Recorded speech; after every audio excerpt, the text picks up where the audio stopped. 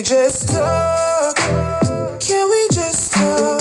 Talk about where we're going before we get lost. Let me your thoughts. Can't keep what we know without knowing. I've never felt like this before. I apologize if I'm moving too far. Can we just talk? Can we just talk? Figure out where we're going. Yeah. Started off right, I can see it in your eyes, I can tell. What's up, y'all? It's your girl, Lady T, with Make It Make Sense Monday. Before I get started with today, I have to give some shout outs. I want to first off shout out my girl, Deshaya, for 2 weeks ago coming out here and talking to us about domestic violence. It was a really good show, y'all. If y'all did not see that, please check that out. I just want to tell her thank you again because I know that was hard to tell her story. And I was just so happy that she did it. And I hope that somebody saw it and it helped them or gave them a little bit more of a awareness. And I'm just so happy to see her living her life the way she's doing now after going through all that. So shout out to you again. Thank you again for doing that. And I also have to shout out my In the Mix podcast crew because they held it down while your girl was on vacation. Y'all did a really good job, fellas. I'm so proud of y'all. I'm just proud of everything that we're doing. Everybody's doing a good job. So today, guys, we are going to be talking about depression. And I have somebody that I'm going to bring on here. But before I bring her here, I just want to talk about depression a little bit before I bring her on here. Depression, it's a real common thing, and it's scarily common because there's so many people that go through depression and you don't even know it. And you can be around these people and spending time and thinking they okay, and they just hide it really well. So it's kind of scary because we don't never know what somebody might be going through. But depression, it's feelings of low spirits caused by loss of hope and loss of courage, and people be really down when they get into these spaces. They experience anxiety, general discontent, guilt, hopelessness, loss of interest in things, pleasure in activities, mood swings, sadness, and then there'd be behavioral changes. A person may be irritated and agitated all the time, and they social isolate themselves from people. The sleeping patterns might change. They sleeping a little bit more or waking up a little bit more earlier, having insomnia. They this overall sleep pattern is destroyed. Also may experience hunger, fatigue, or even a loss of appetite. The concentration get thrown off. You can't concentrate right. You start being slow in the activities that you normally like excel in. Weight gain or loss. Weight gain because some people so depressed that they eat their problems away, or they be so depressed that they just don't eat at all, so they end up losing weight. So that's unfortunate. A lot of times they overthink, and what they're overthinking about is a lot of times the things that's making them depressed. So when you're depressed and you keep overthinking the thing that's making you depressed, it just puts you in another bad spot. So the causes of these things, it could be biological, it could be psychological, or it could be a social source. So like a lot of times a person become depressed because they lose someone close to them, a loved one, family, friends. Death is very hard. And if it's somebody close to you, a lot of times that sends people into a major depressive state. So we know we got holidays coming up like Thanksgiving and Christmas. And this is a very hard time for people that lost someone close to them. So keep that in mind when you do things and say things, especially when you're around people that going through those type of things. Keep that in mind that they may be suffering from that. Also, it's environmental. So like, as y'all all know, we are in a pandemic. But when this pandemic first hit, it was like rough because we didn't know what was going on. Everybody was on lockdown. And then the kids had to go to school virtually. So, but a lot of people didn't realize was a lot of kids ended up getting depressed behind this pandemic because just think about when you was a kid and you all of a sudden have to go to school at home and don't get to see your friends and don't get to go to your prom, don't get to none of that. So a lot of kids ended up depressed and people didn't even realize that. So just keep all these things in mind when when you're dealing with people. Fortunately, though, there are treatments for depression. So you have antidepressants, you have therapy, and you can get your therapy from a psychologist or psychiatrist. The difference is the psychiatrist can prescribe meds. Then there's also shock treatment, which is kind of more so a last resort type thing to get shock treatment. This is when therapy is not working, the medication not working, so they may try to give you shock treatment to try to set the brain back to take those feelings away from you. So there is treatments, but you also have to get to that point where you admit or acknowledge that there's something wrong. There's something wrong with me. I have a problem. Maybe I need to try to get some help for this before it gets worse. Depression does not discriminate. It does not have, it don't care about your age. It don't care about your gender. It don't care about your race. So it doesn't go like that. People are like, oh, you're too young to be depressed. No, you're not. Depression is not like that. It does not have a specific target. So keep that in mind too. Many people have committed suicide and their family and friends didn't even know that they were depressed. That is very scary to me. That is very scary that you can be around somebody often and don't even realize that they are that far gone that they want to take their life away. What I do notice now, what they're doing at the doctor when you go to your yearly appointments, they ask you a series of questions or maybe even hand you a tablet that has questions. What these questions are directed towards is to find out if you're depressed. So please, when y'all go to the doctors and stuff like that, don't be ashamed to answer those questions because you think you're going to be judged. I don't want nobody to think I'm crazy. Or I don't want to see a therapist because people going to judge me. I don't want to take antidepressants because people going to say something. Don't worry about what other people have to think. This is all about you. This is why these doctors is asking you these questions because they want to help you. It can potentially save a life because people do kill themselves. So with all that being said, I'm going to bring out my guest, Lady Solace. Come on in here, Lady Solace. Hello. Hi. How are you today? I'm doing pretty good. How you? I'm doing really good. Okay, so I didn't talk to about depression and everything. I wanted you to kind of give us your thought process or your experience with it. Talk to us a little bit about your outlook on it. Well, you hit some key points that was like spot on, like spot on. People have like a negative connotation with getting help, especially in coming from our community.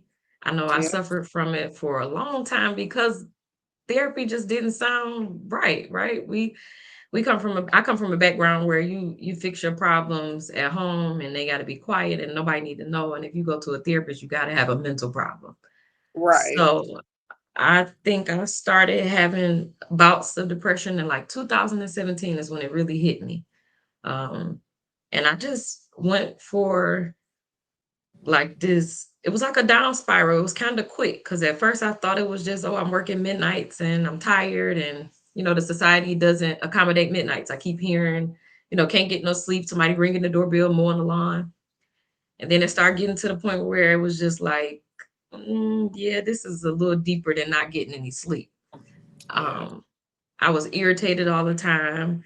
Also noticed that I was real stagnant. Like I felt like I had no growth nowhere, not at work, not at home, just just this weird space. And then I started distancing myself from people. I didn't want to be around family and friends as much. I would prefer to start texting, not calling, didn't want to really be around.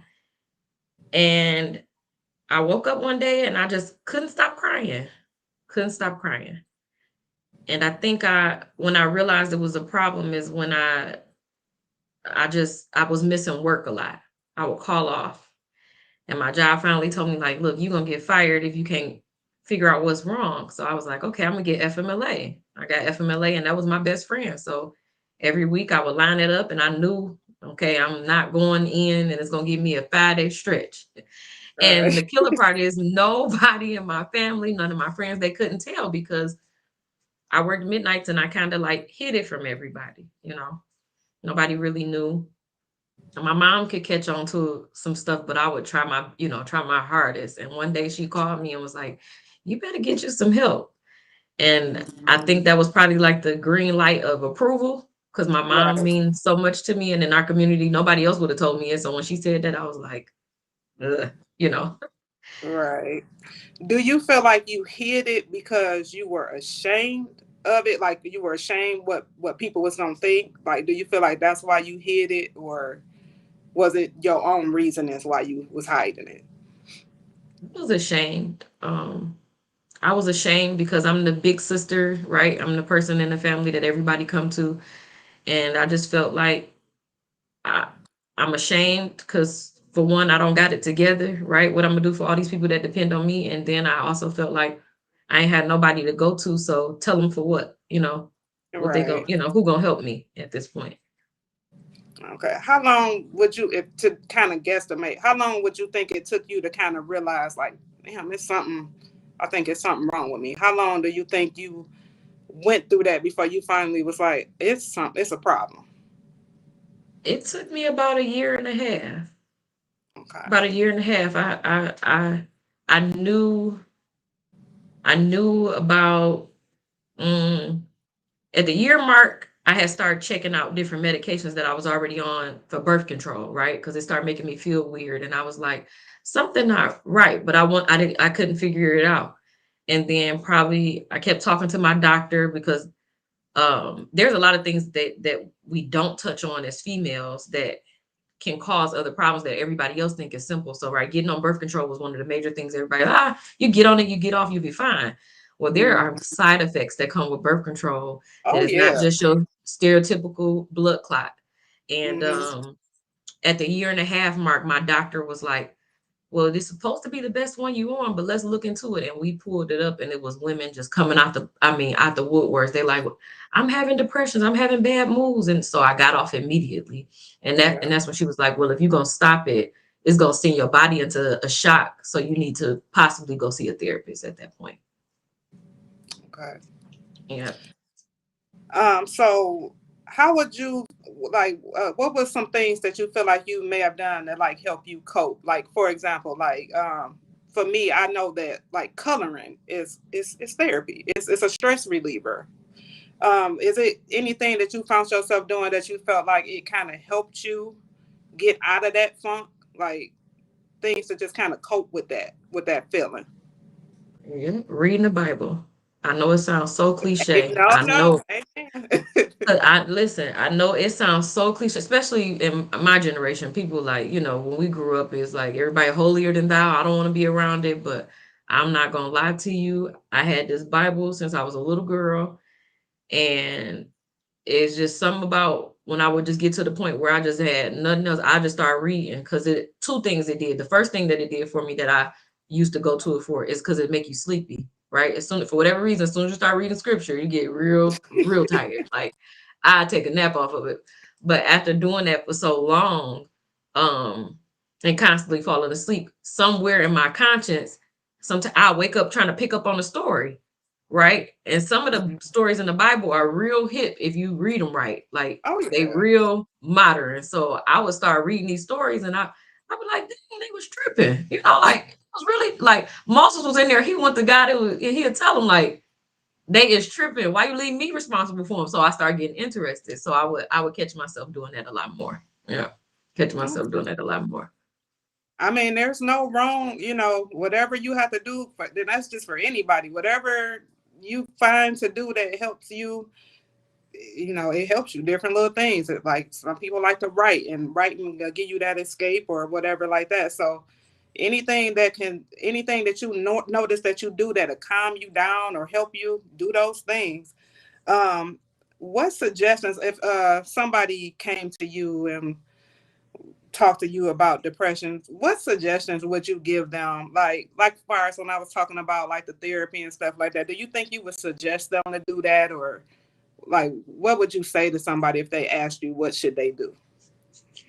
Well, therapy is definitely something that I have always, once I start going and seeing like the different avenues of what work and what don't work, is definitely one of the major things I would say because here's where to get you to. You don't have to use it for forever, right? I don't recommend that. You don't have to use it for forever, but you use it as a crutch to get you to the next level. And I say that to say because you don't know where the depression comes from until you seek a therapist. So in order to be able to make an adjustment to your thinking, you got to get yourself to some type of stability. So you have to figure out if that is mentally something that you having a breakdown because something caused it, or you have to figure out if it's coming from, like you said when you first started, um, it could be something that is a chemical imbalance, right? It's different kinds of depression. So you have to figure out which one is for you, because when I first went in, I thought that I was kind of scared, intimidated, because I'm like, oh, they gonna, try to give me this medication. They gonna call me crazy. They might throw in bipolar. You just get scared of all of these Mhm. titles.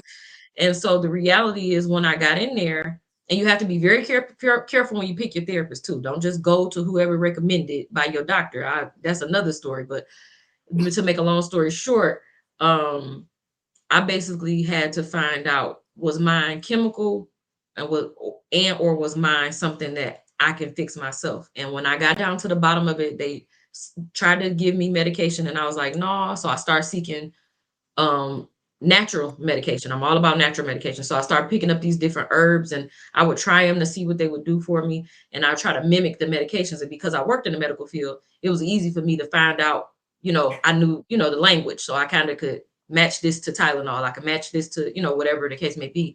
But when I found out that um this was normal for what all the things that I was going through. I had a whole bunch of traumas that I had never dealt with back in the past that came back up in my 30s, that it was like, that happened when I was 10. And then they like, but you never resolved it.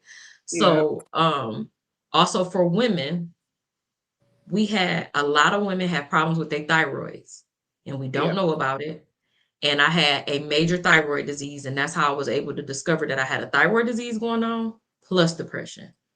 Okay. So I would recommend therapy. I would recommend, definitely, if you have some type of spiritual lifestyle, whatever that might look like for you. I don't know what that look like for people. It could be anything, reading the Bible, whatever the case may be. But if you have a spiritual lifestyle, that definitely is the two major keys for me. And then after that, the trickle down would be then to start letting people in that love you, let them know gradually what you're going through, so their mood can change around you. Not saying they got to be, extra sympathetic and, hovering over you, but they can give you a little break with the certain kind of conversations. Right. Okay. Well, I'm looking at you, and you looking good, and I know you're doing big things. So I'm gonna just ask this last question because I mean, but this is like I said earlier. I'm like, you be around people and you don't even know. So I had to ask, how are you now? Do you feel like you are still there, or you're feeling better? You in between? Like where are you at now? Now I feel a lot better, right?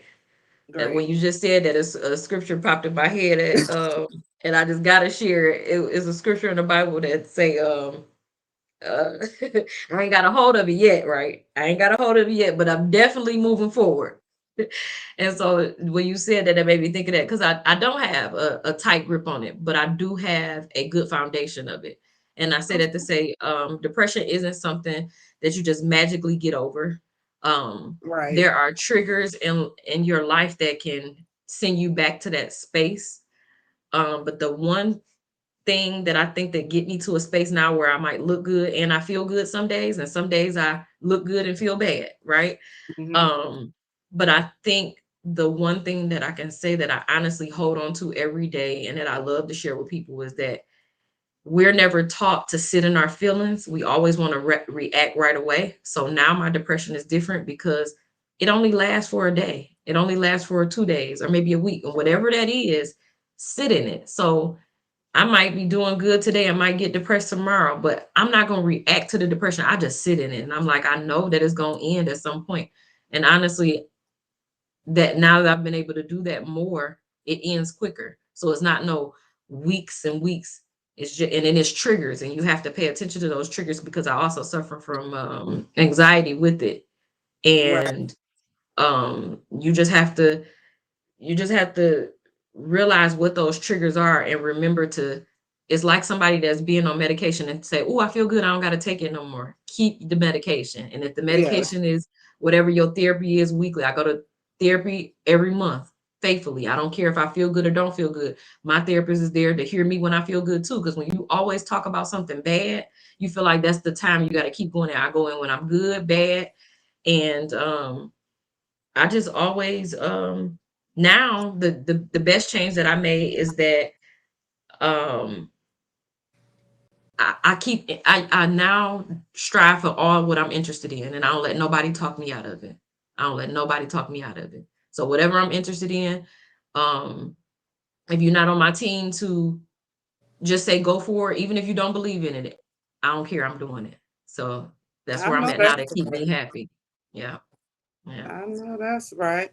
Okay, well, yeah, I ain't gonna hold up your whole night, but I do want you to tell us a little bit about the this journal thing that you're doing. Let us know about that. I'm also gonna have her guys. She has a lot. She did my wedding. She did my decorations for my wedding, and she also did boxes for my bridesmaids that were very beautiful. So she is definitely coming on the podcast, so y'all can learn about everything that she's doing. But I want her to, before we close out today, tell y'all about this journal that she's doing. Okay. I'm glad you said it because I sure did forget. Ain't that something so funny? I had it sitting here, but I forgot. So I went through a whole journey. You guys can learn about it, but check out my website is www.ladysolace.com. And I have a book coming out in early next year. But before that book come out, I have a journal. It's an affirmation journal. It's 40 days of affirmations. I'll be doing a 40-day challenge starting with everybody. I said I was going to do it when I get to my first 100, but I'm thinking to make the goal January 1st. Purchase a journal. It's $10. It's on sale.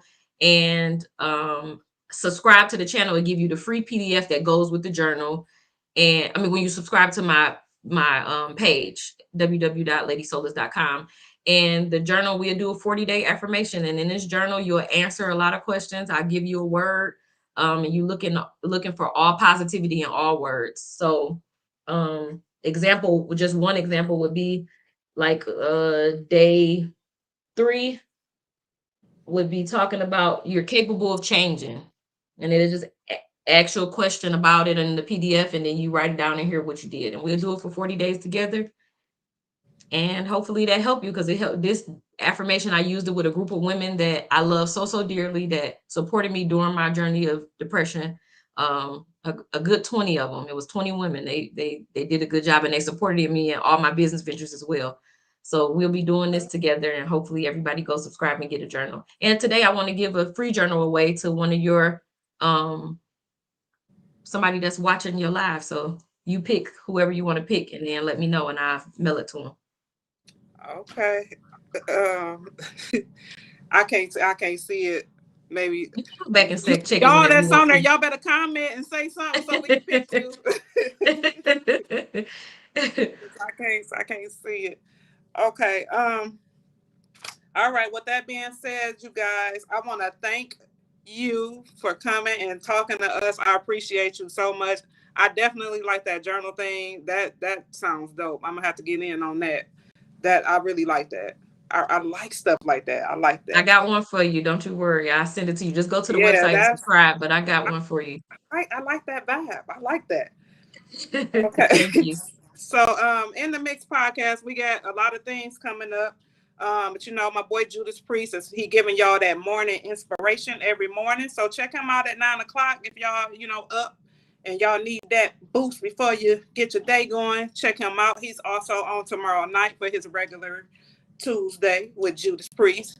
Then you got Wednesday, my boy Jebby. You got Thursday, you got my boy Fresh. Then Friday, you got all of us. And then this Saturday, we are helping the homeless. We're feeding the homeless. So if anybody want to like try to donate or help us out on that, hit one of us up at In the Mix Podcast and we'll tell you what to do about going about doing that. But we're doing it regardless. Saturday, we are feeding the homeless. So I'm going to let y'all go. Y'all have a good night. We out.